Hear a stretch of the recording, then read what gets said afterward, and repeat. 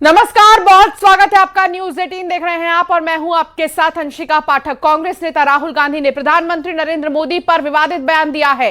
राहुल गांधी ने पीएम मोदी और गृह मंत्री अमित शाह को गद्दार बता दिया है। राहुल ने सार्वजनिक रूप से कहा है कि जब भी बीजेपी आरएसएस के लोग आपके सामने आए और नरेंद्र मोदी अमित शाह की बात करें तो आप उनसे खुलकर कहिए नरेंद्र मोदी अमित शाह गद्दार हैं, बीजेपी आरएसएस गद्दार हैं, क्योंकि उन्होंने मिलकर देश को बेचने का काम किया।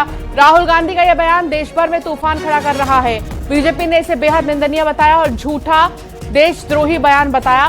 कई बीजेपी नेताओं ने राहुल गांधी के खिलाफ सख्त कार्रवाई की मांग की। सत्ताधारी दल इसे लोकतंत्र और प्रधानमंत्री की गरिमा पर हमला बता रहे हैं।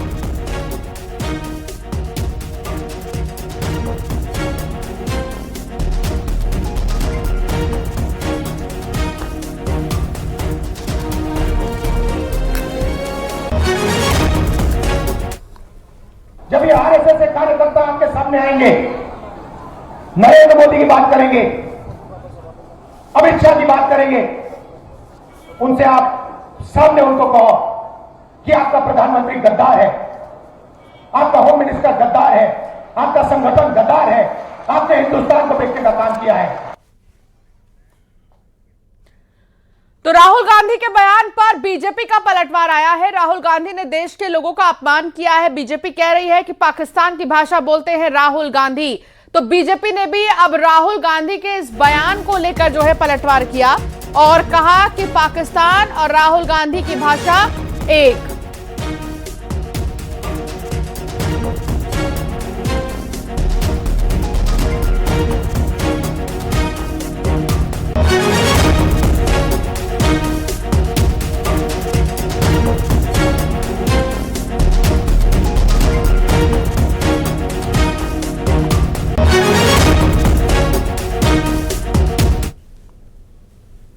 आज हमारे देश के यशस्वी प्रधानमंत्री के नेतृत्व में आतंकवाद जैसे चीज़ों पर पूर्ण रूपेण लगाम लगाने का काम किया और हमारे पड़ोसी भी आज हमको कहीं ना कहीं हमारी इस नीति से नतमस्तक नजर आते हैं। और किस प्रकार से आप शब्दों का प्रयोग करते हैं, जिन शब्दों का आप प्रयोग कर रहे हैं, क्या नक्सलवाद खत्म करना गद्दारी है? क्या इस देश की जमीन को सुरक्षित रखना गद्दारी है? क्या इस देश के तिरंगे का सम्मान पूरे विश्व में बनाना गद्दारी है? अगर ऐसे शब्दों का आप प्रयोग करते हैं तो मुझे समझ में नहीं आता कि आपके पूर्वजों ने, आपके कांग्रेस के पुराने नेताओं ने जिस प्रकार से यहाँ के सैनिकों के सर काट दिए जाते थे, आप मौन बैठते थे। लेकिन आज भारतीय सेना को सम्मान के साथ, स्वाभिमान के साथ काम करने का जो मौका मिला है वो यशस्वी प्रधानमंत्री नरेंद्र मोदी के नेतृत्व में मिला है। और मैं मानता हूँ कि भारतीय राजनीति का आप राहु हैं जो कहीं ना कहीं पूरे तरह से देश की राजनीति की वातावरण को गंदा और दूषित करते हैं।